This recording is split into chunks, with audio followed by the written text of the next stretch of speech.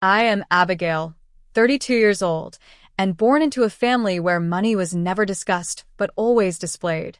Growing up, I learned quickly that in my parents' eyes, I would never measure up to my perfect sister Madison. When my beloved grandparents unexpectedly passed away last year, I discovered they had left me a substantial inheritance. What I never anticipated was how far my parents would go to redirect that money to their favorite daughter. If you've ever felt the sting of family betrayal, stay with me. Before I continue, let me know where you're watching from and hit that subscribe button if family drama stories resonate with you. Growing up in our sprawling colonial home in Connecticut, I always felt like an afterthought. Our family had what people call old money, inherited through generations and carefully managed by my father Richard and mother Eleanor. From my earliest memories, the pattern was clear. Madison, my younger sister by 4 years, was the golden child. When I brought home straight, as in middle school, my report card would receive a cursory glance and a distracted "good job, Abby." But when Madison brought home even a single A among her BS, my parents threw a celebration dinner. "Madison has been working so hard," my mother would announce to everyone within earshot. "She deserves special recognition." I would sit quietly at these dinners, pushing food around my plate, wondering what made my achievements so much less worthy of celebration. My grandparents, Martha and Harold, lived just a 30-minute drive away in their historic Victorian home that had been in the family for generations. From the time I was 7, I noticed how differently they treated me compared to my parents. When I visited them, usually every other weekend, Grandma Martha would look me in the eyes when I spoke. She would ask follow-up questions about my interests. Grandpa Harold would ruffle my hair and call me the smart one. During one particular Thanksgiving when I was 11, I overheard a tense conversation between my grandparents and parents. "Richard, you missed Abigail's science fair yesterday," Grandma Martha said, her voice uncharacteristically stern. "She won first place. We were there, but she kept looking at the door hoping you would arrive." "Mother, we had Madison's dance recital," my father replied dismissively. "You know how important her dancing is to her future. Abigail understands." "Does she?" Grandpa Harold interjected. The girl looked heartbroken. My mother sighed audibly. "Martha, Harold, please don't start this again. We love both our girls equally. They just have different needs." Even at that young age, I knew that wasn't true. Madison needed constant attention and praise. I apparently needed to accept being invisible. As we moved into our teenage years, the disparity grew more pronounced. Madison developed a knack for manipulating situations to maintain her position as the favorite. If I mentioned my interest in attending a prestigious college, Madison would suddenly express the same interest, prompting my parents to hire specialized tutors for her. When I won a regional essay contest in 10th grade, Madison developed a mysterious illness the day of the award ceremony. My parents naturally stayed home with her, missing my moment of recognition. "Your sister is simply more sensitive than you," my mother explained when I expressed my disappointment. "You're stronger, Abigail. You can handle these things on your own." Being labeled strong became a curse. It meant I deserved less support, less attention, less love. By the time I reached college age, I had internalized the need to seek validation. Though my true passion was literature, I pursued finance because my father occasionally mentioned admiration for women who understood business. I graduated summa cum laude from Dartmouth, hoping finally to earn the approval I desperately craved. At my graduation, my parents attended but left early because Madison, who was taking a gap year after barely graduating high school, had called complaining of loneliness. Throughout these years, my grandparents remained my emotional anchors. When my parents couldn't attend my high school graduation because Madison had a minor car accident, a fender bender that somehow required both parents' attention for days, Grandma Martha and Grandpa Harold not only attended, but threw me a small celebration at their home afterward. "You are extraordinary, Abigail," Grandpa Harold told me that day. "Never forget that your worth isn't determined by others' ability to see it." Those words became a mantra during particularly difficult family gatherings, like the Christmas when my parents gave Madison a new car while I received a department store gift card.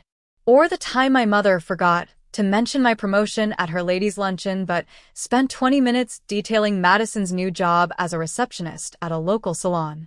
Despite the constant disappointments, some childish part of me held on to the hope that one day my parents would see me. Really see me. That somehow I would finally do something worthy enough to earn the love they so freely gave my sister. This hope, however misguided, kept me attending family functions, kept me sending birthday cards, kept me calling every Sunday night. It kept me tethered to a family where I was always reaching for acceptance that remained perpetually out of grasp. As the years progressed, my grandparents' Victorian home became my sanctuary. Every other weekend, I would make the drive from my apartment in Boston to their house in Connecticut, feeling the weight of inadequacy lift as I turned onto their maple-lined driveway. Unlike the cold perfection of my parents' home, their house was warm, slightly cluttered with meaningful mementos, and always smelled of cinnamon and old books. "There she is, our brilliant girl," Grandpa Harold would announce as I walked through the door, regardless of whatever achievements or failures had marked my week. His consistent pride in me existed independently of any specific accomplishment. During my second year at Dartmouth, when I called my parents to ask for help with tuition after losing a scholarship due to budget cuts, my mother had sighed heavily. "Abigail, we've already committed to covering Madison's entire education at Westfield State. You know she needs the support more than you do. Can't you just take out additional loans? You're studying finance, after all. You'll be able to pay them back eventually." I didn't tell them that I had lost my scholarship because I had spent so many hours helping Madison with her college applications instead of focusing on maintaining my perfect GPA. Helping my sister had seemed like a way to finally earn my parents' approval. Instead, it had cost me financially. 2 days after that disappointing call, Grandpa Harold phoned me. "Abigail, I'd like to discuss an investment opportunity with you," he said, his voice casual but determined. "Your grandmother and I would like to invest in your education. We believe the returns will be substantial." When I protested, Grandma Martha got on the line. "Darling, this isn't charity. This is belief in your future. Sometimes family means recognizing potential and nurturing it. Let us do this." They paid not only for the remainder of my undergraduate education, but also for my MBA. During those years, my financial education extended far beyond the classroom. On those weekend visits, Grandpa Harold would invite me into his study, a wood-paneled room with floor-to-ceiling bookshelves and the comfortable leather smell of old money. The family fortune wasn't always managed wisely. He confided in me one rainy Saturday afternoon when I was 24. "Your great-grandfather nearly lost everything in 29. It was your great-grandmother Sophia who secretly began investing in stable commodities. Women weren't supposed to understand finance back then, but she saved this family." He pulled out ledgers, stock certificates, and family financial histories, teaching me not just about wealth management, but about our family's relationship with money. These lessons continued for years, and I gradually realized he was preparing me for something, though I wasn't sure what. Meanwhile, Grandma Martha focused on a different kind of education. She shared family stories, values, and traditions. On Sunday mornings, we would sit in her garden room, drinking Earl Grey tea from delicate cups that had belonged to my great-great-grandmother. "Family is more than blood or inheritance," she would say, her eyes kind but somehow evaluating. "It's about character, about doing right by each other even when it's difficult. Especially when it's difficult." During one such conversation when I was 27, she broached a subject we usually avoided. "Your parents love you, Abigail," she said carefully. "They just don't understand you. Some people can only see reflections of themselves. Madison mirrors your mother's insecurities and your father's need for admiration. You've always been more like Harold and me, independent and perhaps a bit too self-sufficient for your own good." "They've always favored her," I said softly, the admission painful even after all these years. Grandma Martha didn't deny it. "Yes, and that's their failure, not yours. Harold and I have noticed." We've tried to speak with them about it over the years, but some patterns become too comfortable to break. There was something in her tone that day, a hint of resolve that made me wonder what conversations had happened behind closed doors. With my grandparents' guidance and support, I built a successful career as an investment analyst. By 30, I was making partner at a boutique firm in Boston, specializing in sustainable investing. When I called my parents to share the news, my father seemed distracted. "That's nice, Abby. Listen, Madison is thinking about opening her own salon. Would you mind giving her some business advice? You know numbers aren't her strong suit." It was always like this. My accomplishments were stepping stones to help Madison.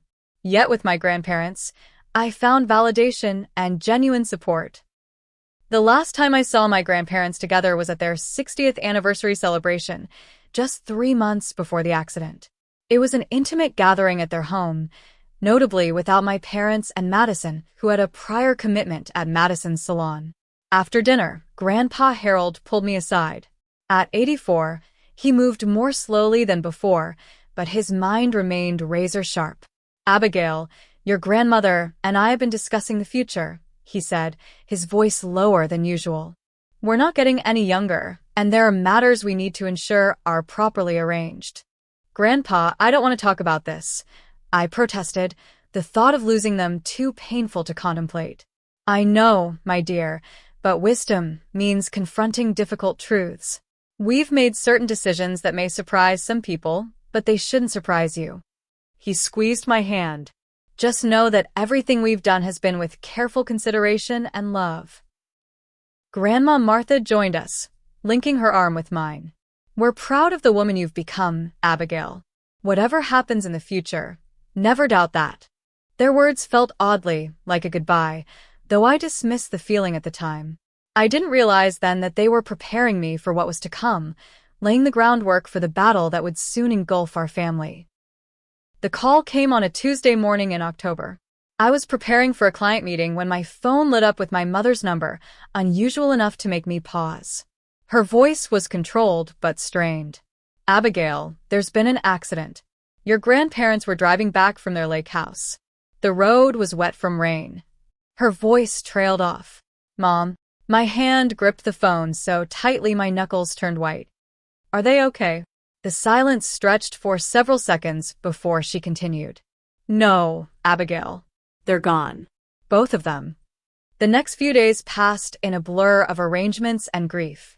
I took immediate leave from work and drove to Connecticut, my vision occasionally blurring with tears as memories of weekend visits flooded back. The thought of never again seeing Grandpa Harold's welcoming smile or feeling Grandma Martha's gentle hands on my shoulders left a physical ache in my chest.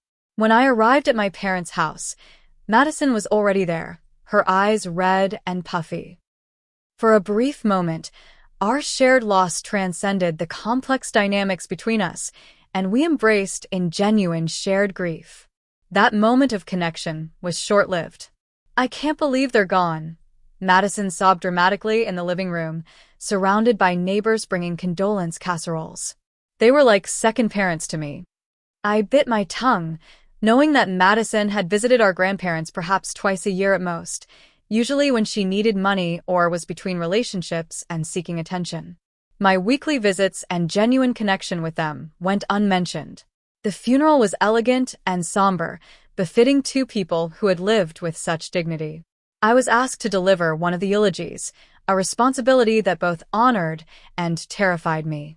Standing at the podium, looking out at the sea of faces, I spoke from my heart about two people who had shaped my life in profound ways. Martha and Harold Blake didn't just teach me about our family history, I said, my voice surprisingly steady. They taught me about integrity, about quiet strength, and about loving without conditions. They saw people for who they truly were and valued authentic connection above all else. From the corner of my eye, I noticed my mother shift uncomfortably in the front pew. Beside her, my father stared stonily ahead, his expression unreadable.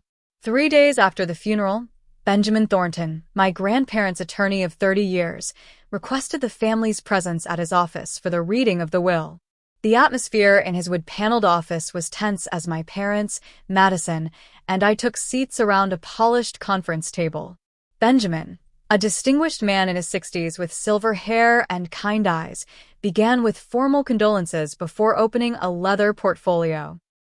Before I begin the specific distributions, I should note that Martha and Harold Blake's estate is substantial, valued at approximately $28 million, including properties, investments, and personal assets.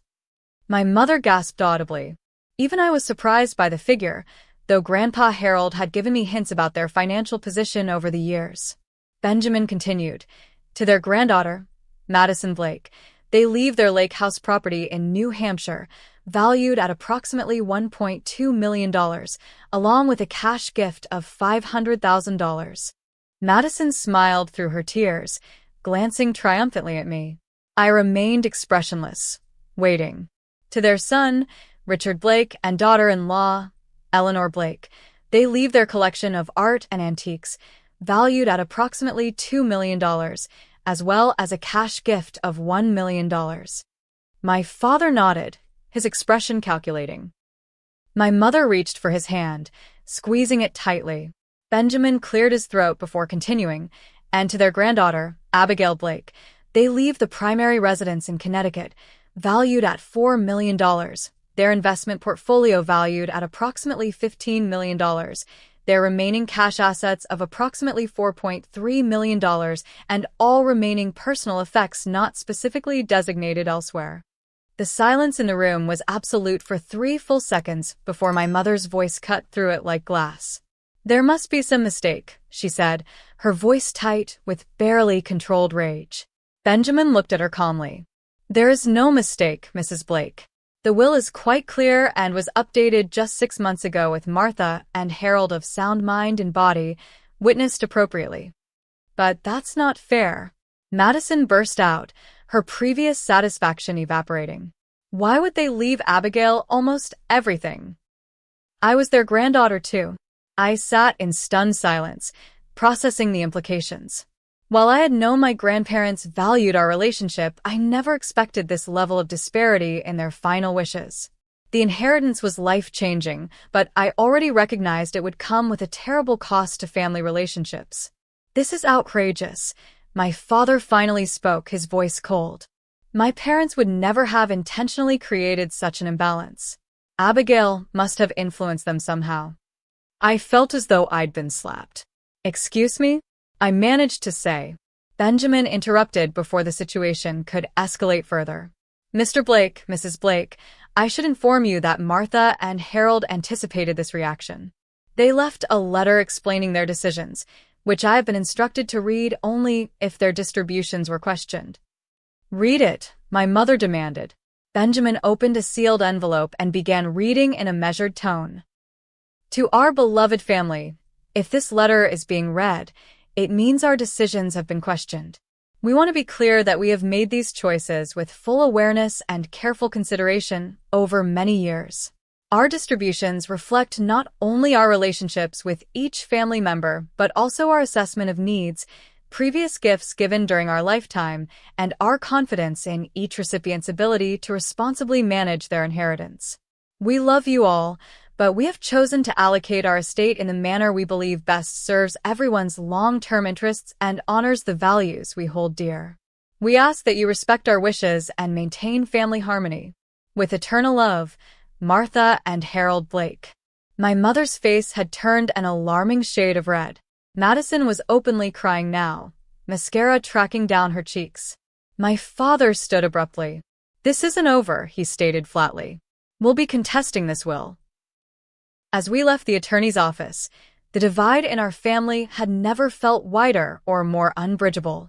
What should have been a time of shared mourning had become the opening salvo in what would become an ugly battle over money, fairness, and family loyalty. I drove back to Boston that evening with my grandparents' words echoing in my mind, wondering if they had truly anticipated the storm their decisions would unleash. The campaign began subtly. 3 days after the reading of the will, my mother called, her voice honeyed in a way that immediately put me on alert.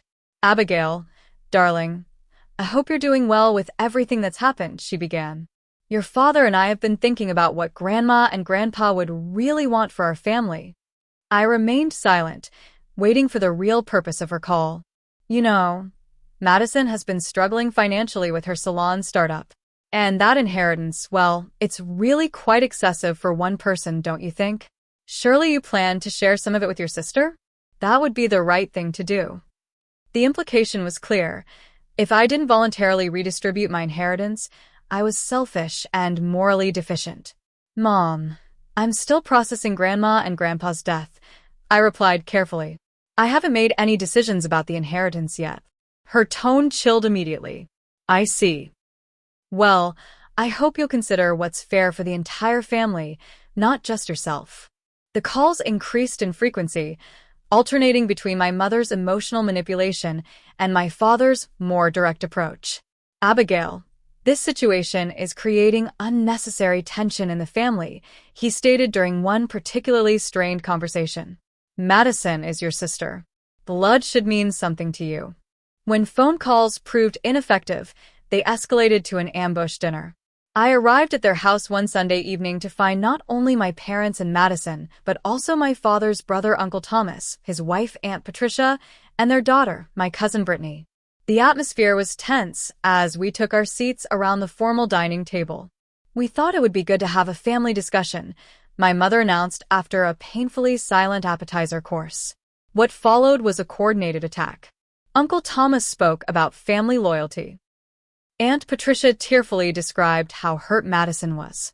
Madison herself alternated between sullen silence and tearful accusations about how I had always been the favorite of our grandparents.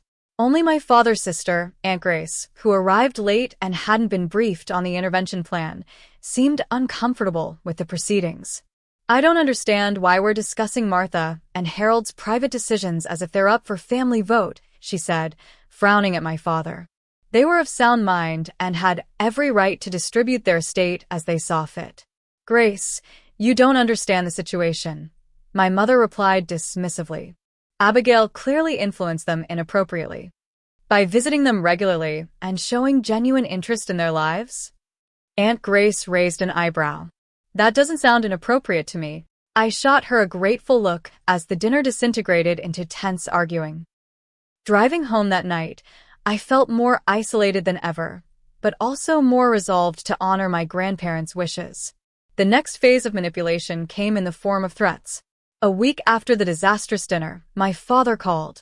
Abigail, our attorney has advised us that we have grounds to contest the will based on undue influence, he stated without preamble.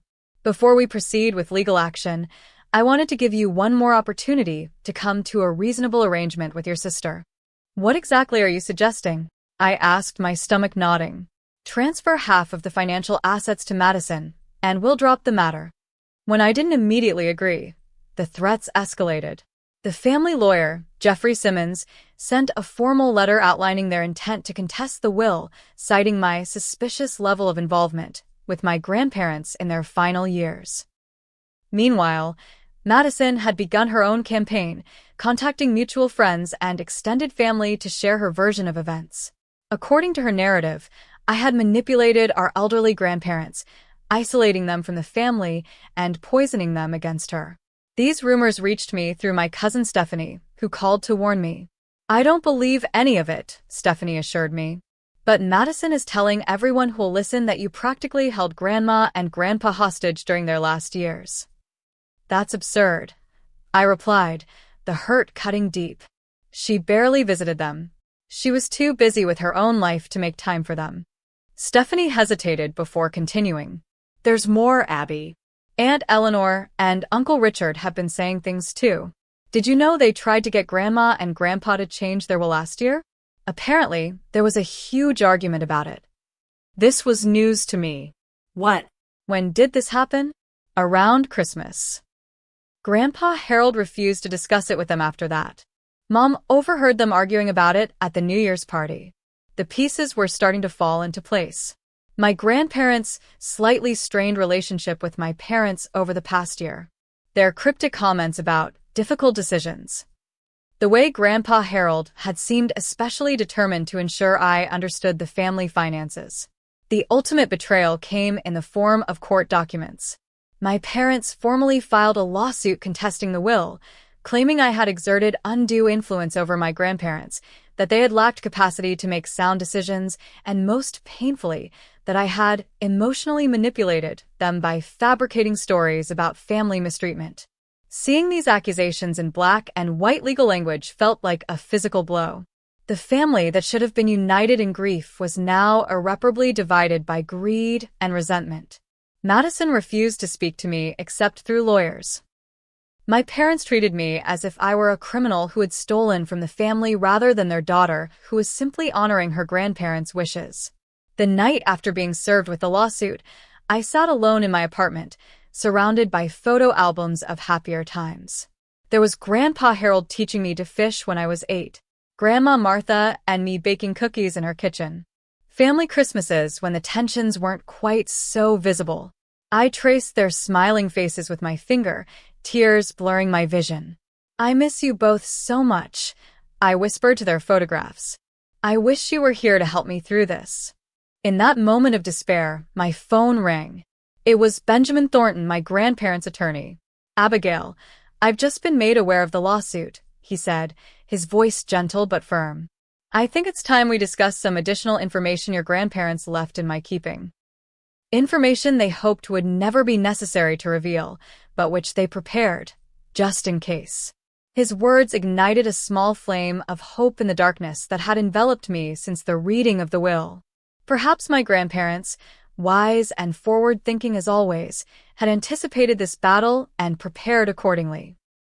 The courthouse loomed before me, its stone facade imposing and cold. Despite the warm June day, I felt chilled to the bone as I climbed the steps, Benjamin Thornton at my side. We had spent weeks preparing for this hearing, the first major confrontation in what promised to be a protracted legal battle. "Remember what we discussed," Benjamin said quietly as we approached the courtroom doors. "Let the evidence speak for itself. Try not to take their accusations personally, though I know that's asking a lot." Inside, my parents and Madison were already seated at the plaintiff's table with their attorney, Lawrence Peterson, a sharp-featured man known for aggressive tactics in inheritance disputes. Madison avoided my gaze, studying her manicured nails with intense focus. My mother stared straight ahead, her posture rigid. Only my father glanced my way, his expression a mixture of determination and something that might have been regret. As Judge Andrea Coleman entered and the proceedings began, I tried to steady my breathing. Peterson opened with a scathing characterization of me as a manipulative granddaughter who had systematically isolated elderly, vulnerable grandparents from their loving family. "Your Honor, the evidence will show that Abigail Blake took advantage of Martha and Harold Blake's advanced age and declining health to secure an outrageously disproportionate inheritance for herself," Peterson argued. "She visited them excessively, inserted herself into their financial affairs, and created friction between them and the rest of their loving family." The term "loving family" made me clench my jaw so hard it ached. When it was Benjamin's turn to speak, his approach was markedly different, calm and measured. "Your Honor, before we proceed further, I have documentation that Martha and Harold Blake anticipated this very situation and left specific instructions and evidence with me as their longtime attorney. With the court's permission, I would like to submit this evidence now, as it directly addresses the claims being made."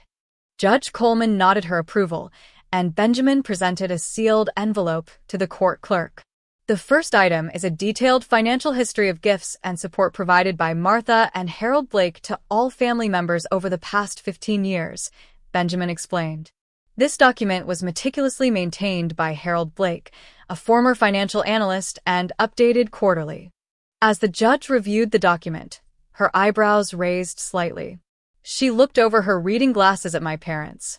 "Mr. Peterson, were your clients aware that according to these records, Madison Blake has already received gifts totaling over $2 million from her grandparents during their lifetime? Or that they paid for her entire education, her first salon business which subsequently failed, and covered significant personal debts on 7 separate occasions?" Peterson looked startled, turning to confer hurriedly with my parents. My mother's face had paled considerably. Furthermore, Benjamin continued, the second document is a series of letters between Martha Blake and several family counselors over the past decade, in which she expresses concern about the family dynamics, particularly the treatment of Abigail compared to Madison. Judge Coleman spent several minutes reading through these letters, her expression growing increasingly troubled. The third item, Benjamin said, is perhaps most relevant to the claims of undue influence. It is a video recording made by Martha and Harold Blake just 3 months before their passing, specifically addressing their estate decisions. The courtroom fell silent as a screen was set up. My heart raced as my grandparents' faces appeared, looking serious but resolute. Grandpa Harold spoke first, his voice strong despite his age. We are recording this statement on April 15, 2024, of our own free will and with full mental capacity. We wish to address our decision regarding the distribution of our estate. Grandma Martha continued, we have made a deliberate choice to leave the majority of our estate to our granddaughter Abigail. This decision was not made lightly or without consideration for all members of our family. They proceeded to explain, in clear and sometimes painful detail, their reasoning. They discussed Madison's previous financial gifts and her pattern of irresponsibility with money. They mentioned my parents' comfortable financial position and their consistent favoritism toward Madison throughout our childhoods. Most surprisingly, they revealed that my parents had approached them multiple times in recent years asking for early inheritances or loans that were never repaid. We love all our family, Grandpa Harold stated firmly. But love doesn't mean ignoring reality or enabling harmful patterns. Abigail has shown responsibility, care, and genuine affection without financial motivation. Our decision reflects our values and our hope for the legacy we leave behind. As the video ended, I wiped away tears.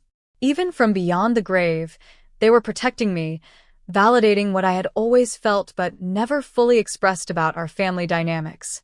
The courtroom remained silent for several long moments.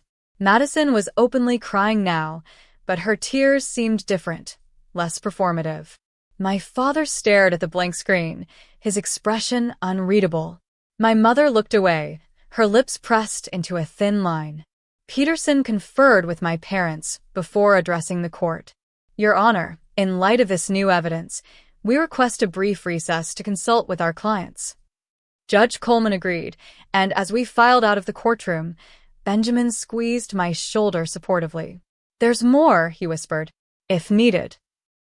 During the recess, I stood alone in a quiet corridor, processing the morning's revelations.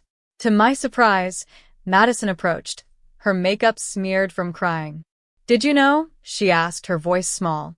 About the video, about all of it? I shook my head. No. I knew Grandma and Grandpa had concerns, but not the extent of it. Madison nodded slowly. Mom and Dad told me you were manipulating them, that you were lying about me to them. She looked away, shame coloring her cheeks. I believed them because it was easier than admitting they pushed me to demand more than I deserved.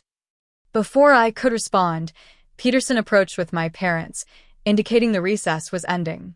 As we entered the courtroom, the atmosphere had shifted palpably. Peterson addressed the judge immediately. Your Honor, in light of the evidence presented, my clients would like to withdraw their petition contesting the will. Judge Coleman looked at my parents directly.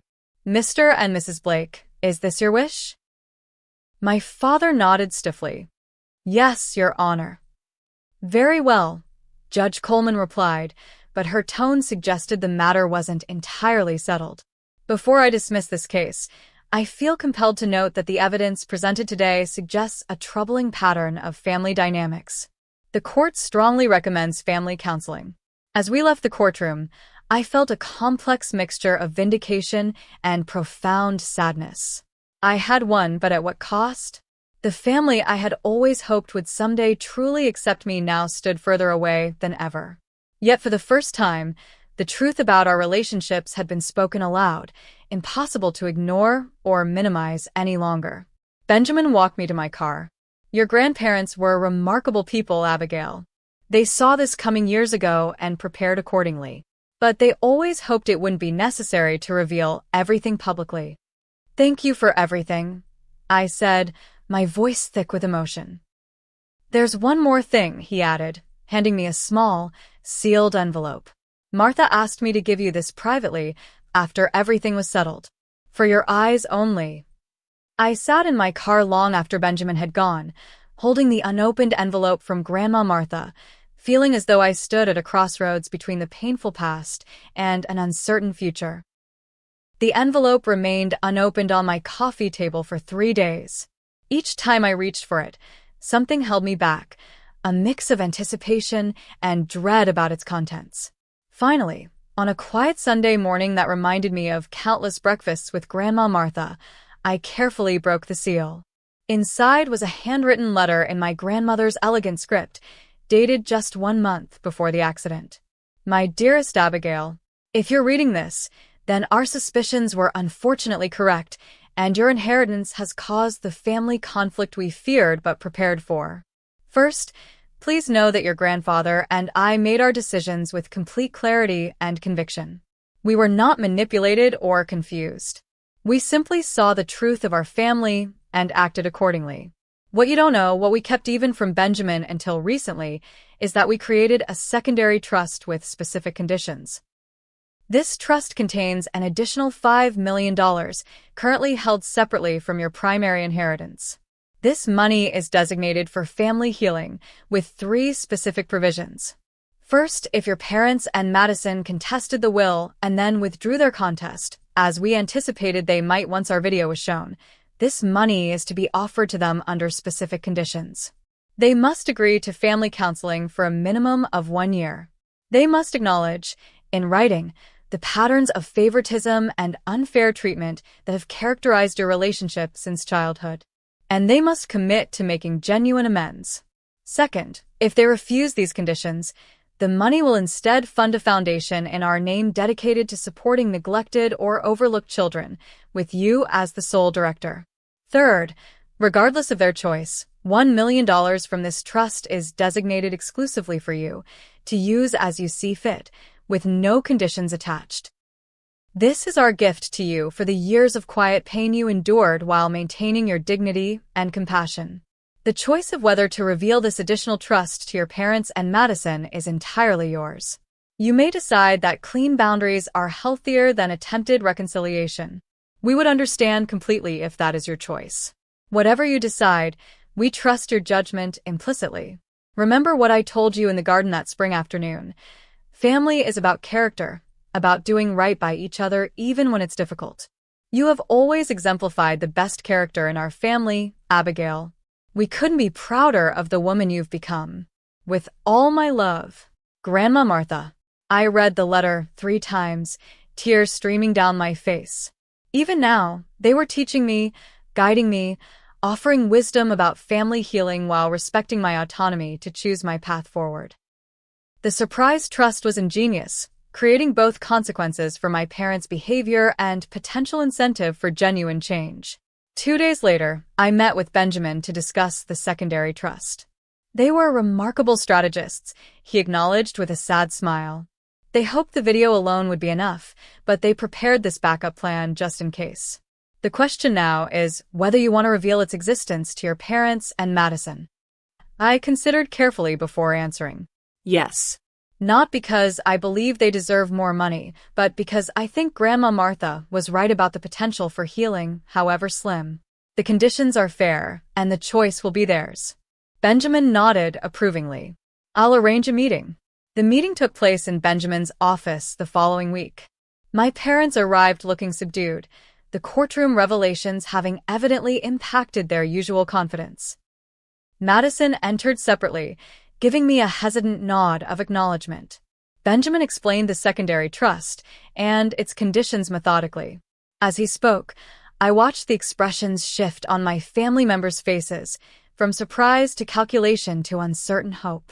So, to be clear, my father said when Benjamin finished, if we agree to counseling and acknowledge the family dynamics Abigail has felt, there would be additional inheritance for Madison and us?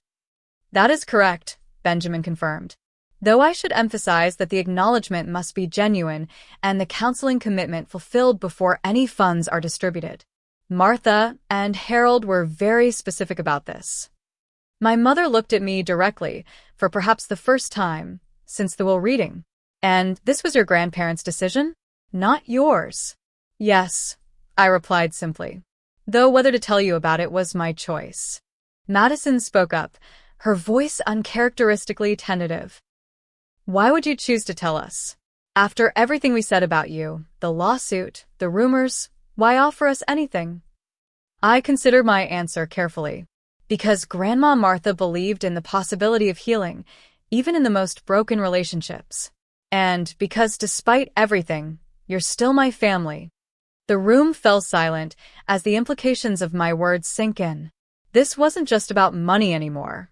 It was about truth, accountability, and the possibility of a new kind of relationship built on honesty rather than pretense. "We'll need time to discuss this," my father finally said. "Of course," Benjamin replied. "The offer remains open for 30 days.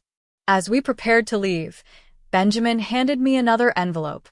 "One final item your grandmother left for you. She asked that I give you this only after the secondary trust was revealed." Alone in my apartment that evening, I opened this last message from my grandmother.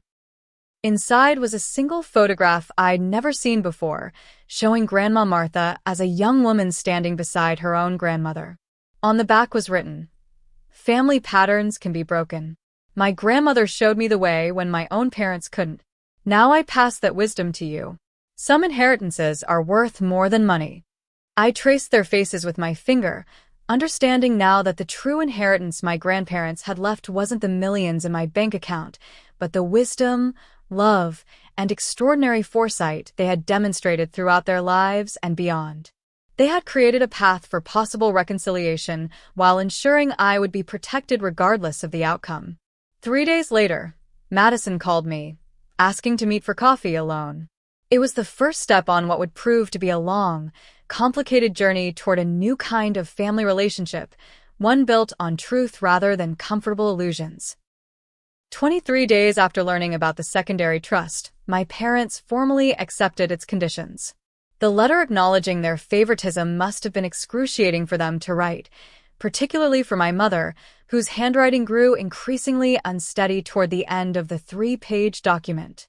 We recognized that we consistently prioritized Madison's needs and desires above Abigail's. One particularly difficult paragraph read, "We celebrated Madison's achievements while taking Abigail's for granted."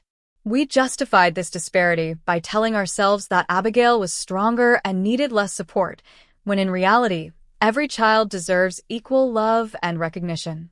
We failed as parents to provide this basic fairness. Our first family counseling session was scheduled for the following week with Dr. Teresa Reynolds, a specialist in family estrangement and reconciliation. Walking into her warm, simply furnished office felt like crossing a threshold into unknown territory. My father sat stiffly on one end of the couch, my mother perched nervously beside him. Madison chose an armchair rather than sitting next to me on the love seat, a small but noticeable statement about where we stood. "Before we begin," Dr. Reynolds said after introductions, "I want to acknowledge the unusual circumstances that brought you here.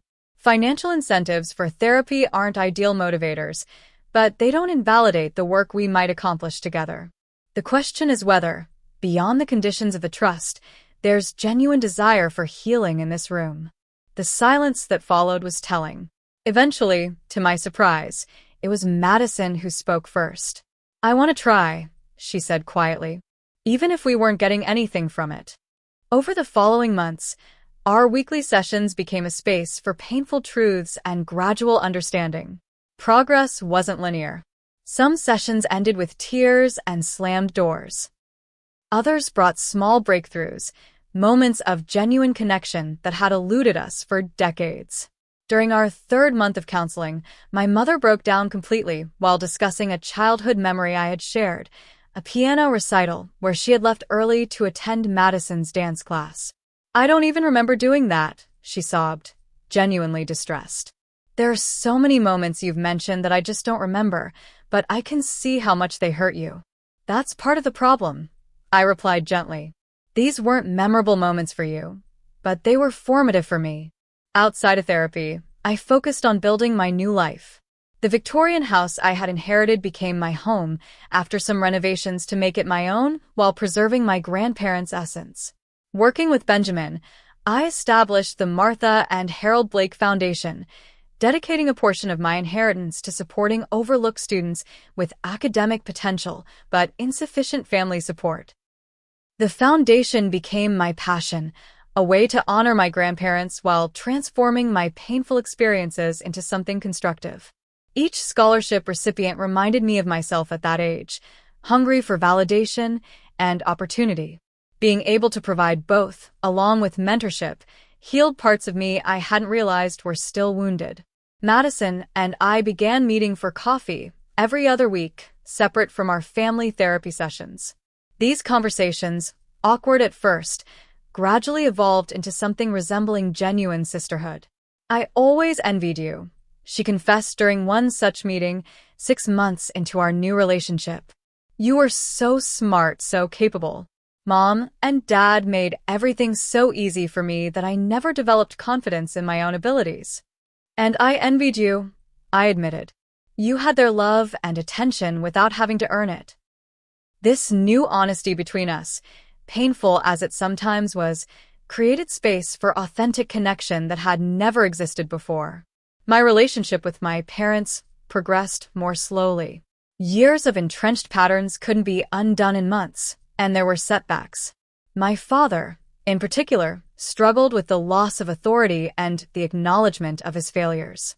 But there were also moments of genuine effort, like when he asked about the foundation's work or remembered details about my current projects without prompting.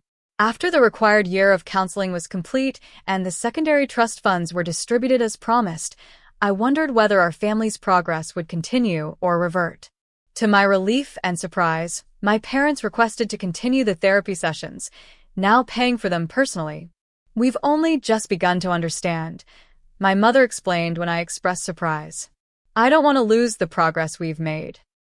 2 years after my grandparents' passing, I stood in the garden of what was now my home, hosting the annual gathering for the Foundation's scholarship recipients and their mentors.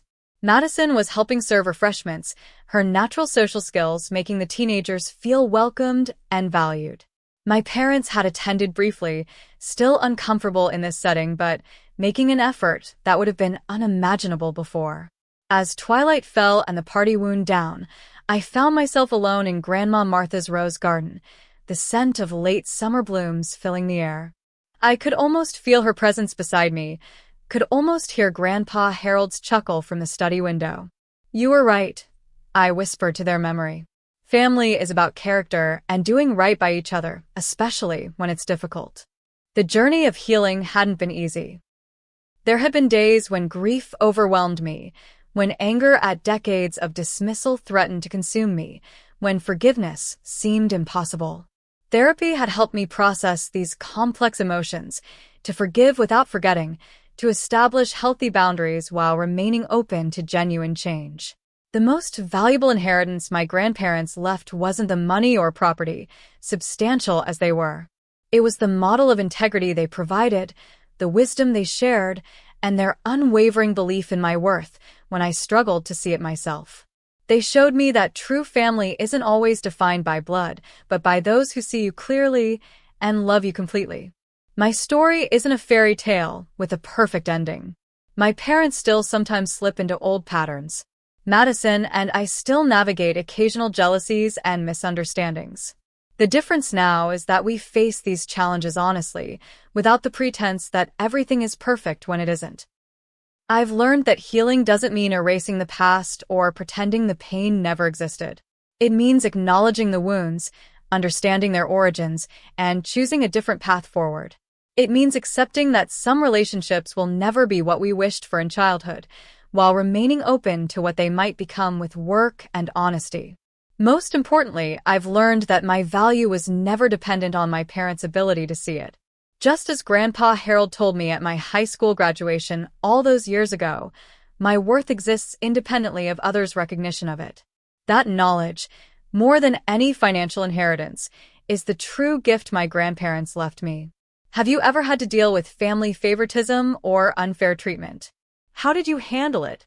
I'd love to hear your stories in the comments below. And if this story resonated with you, please hit that like button and subscribe to my channel for more real-life experiences. Share this video with someone who might need to hear that their worth isn't determined by family recognition. Thank you for listening. And remember, sometimes the most valuable inheritance isn't what's in the will, but the wisdom we gain through life's challenges.